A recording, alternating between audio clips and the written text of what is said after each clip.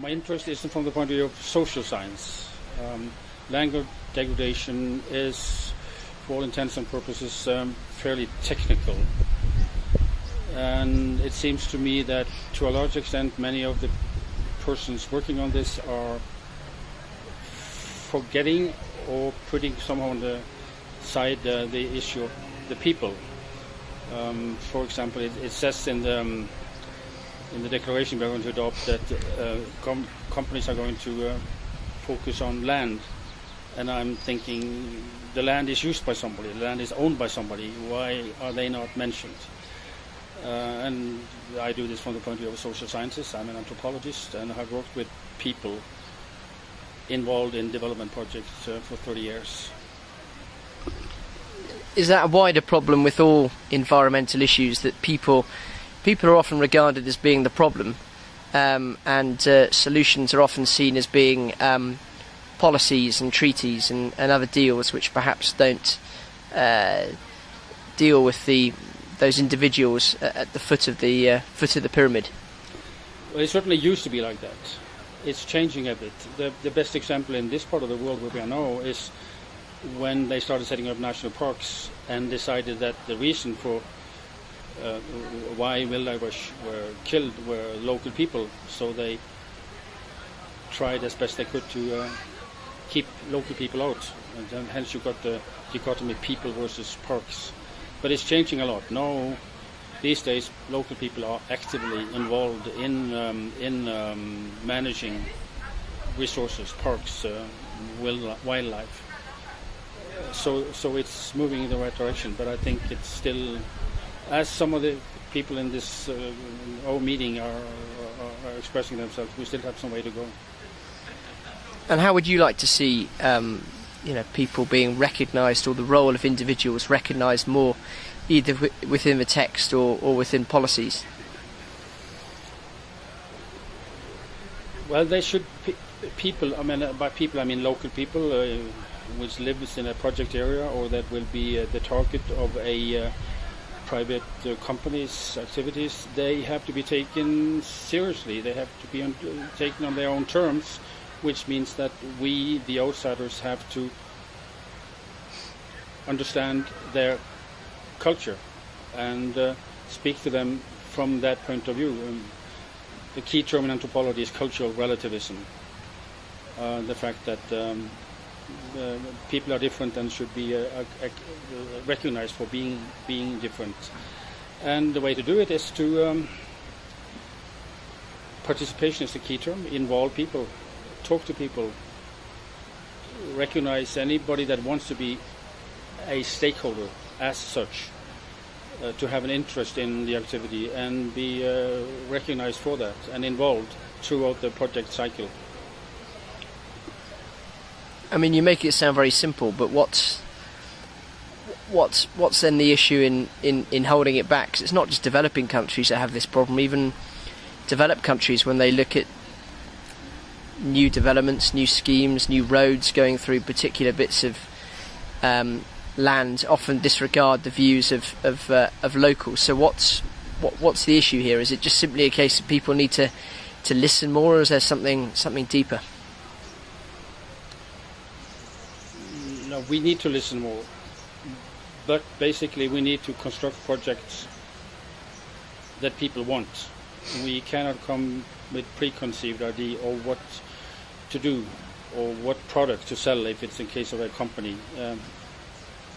And that may sound like it easy, but it is of course terribly difficult, and not the least it's extremely long drawn. If you really go that way, it takes a lot of time. And I think there shouldn't be a problem with that. There is, of course, from the point of view of private companies, for example, who has a profit motive, and where using a lot of time means that they, from that narrow point of view, actually lose money. Mm-hmm. But in a sense, that is their problem. If they come to a foreign country and a foreign culture, then we have to follow the pace of life and the way things run there, the local cultural values and mores. But in a sense, that kind of runs against the sort of current growth and development paradigm, doesn't it? The idea that you go to another country and accept the way they develop it. For many investors, it would be too slow. They need to go to places and put their own footprint, don't they, on how they want things to move. Exactly, and which is exactly why the issue of private sector and development has some kind of built-in controversies or contradictions to it. And I, as possibly the lone scientist of this, social scientist, at this meeting, will try my best to point that out. Natural scientists and business managers have a tendency of making it too easy, and I hope to make it clear that it is far from easy, and that they actually, from the point of view of the private sector, if they, this is the argument that many understand, they want to do it short, but at the same time they want to be successful.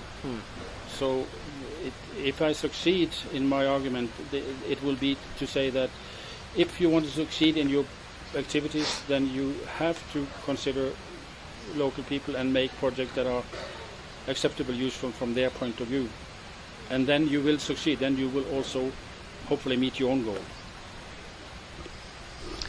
And you raised a point in one of the meetings this morning about public-private partnerships, and that seems to be something that's becoming increasingly relevant, particularly amongst in environmental circles. Private finance it seems to be the only way of securing channeling a flow of funds. At least if you listen to the leaders and finance leaders of developed countries who say they can't allocate enough public funds. So is this an issue that we need to deal with and address? We will need to address more frequently in the coming years, as I guess the percentage, the capacity of the private sector to take on some of these environmental initiatives grows. Yeah, absolutely. What I did say this morning was raise the question of a private company makes a deal with the government entity, and that's it from their point of view. They do not concern themselves with how the public sector agency connects with the local people, the citizens, which means that in many cases the companies wish and hope to reach the poor people will not even materialize. There are three sectors in society, and so far nobody has mentioned the third one. There's public sector, there's private sector, and there's civil society. And I read the draft declaration that we are going to adopt tomorrow, and there's no reference to civil society. There's no reference to people. There's no reference to stakeholders. So we have a long way to go, and I'm not confident that the public-private partnerships is a useful model to reach the poor.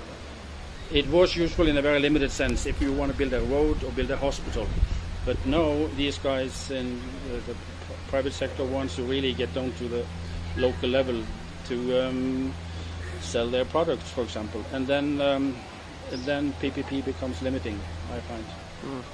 I mean, you and your organisation work in a number of different countries: Bangladesh, Bulgaria. You said you've worked in Mauritania, Ghana, Chad, West Africa. Are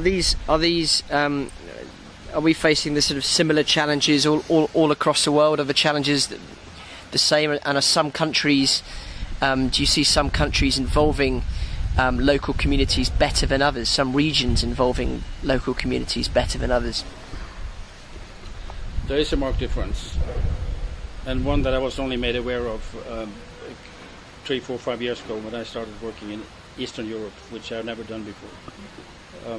We now have two blocks of countries. We have developing countries, and we have what is called transition countries. And there's a marked difference in the sense that in many developing countries, in Africa, including in Africa, there are very strong and vocal NGOs. Civil society is very organized. And if nothing happens there, nothing happens in these countries, not because their lack of ability to express their views. In transition countries, there is, for all intents and purposes, hardly what we can call civil society. And so my problem working there is that I cannot knock on the door of the next NGO and says, what do you want here, how can I represent you? There is the government, and there is a fledgling growing private sector, basically. And there are organizations that call themselves NGOs, but are more aligned with the old regime in a way, with the old way of thinking, hierarchical organizations. But that's also changing. In Eastern Europe, there's a strong focus on environment, and because the government don't have money, international organizations, WRI, IUCN, come in and bring in their staff, young people who are trained in environmental issues, and from that position contribute to building the NGO local capacity. So it is changing fast there too. There's something that I would like to add or focus on. CBNRM, Community-Based Natural Resource Management, which started in this part of the world around mid-80s, had to do with wildlife management and has since spread to the rest of the world. When I worked for the World Bank, I was involved in training in CBNRM. And I am now a coordinator for an NGO that works on community-based natural resource management based in Norway. It strikes me that CBNRM is an approach that could very well be connected with work on land management and climate change in this country and or in this region, including in Namibia, where there is actually a strong CBNRM group. Yeah. And I guess a final point, I mean, in terms of your own organisation, Suppress, and the work you guys do, what's your key philosophy then when it comes to dealing with development projects? Do you focus first on the people and then on the problem, or is that sort of simplifying it a bit? Of course it is, but you also point to an important conundrum in a way. I mean, the ideal is that I say that I start with the people. In reality, you have to. That sounds impossible, but in a way, you have to start with everybody. You have to start with the public sector, with the private sector, and with the local people. And the issue is to get them to talk to each other. So not just private sector and public sector as in PPP, but public sector and civil society and private sector.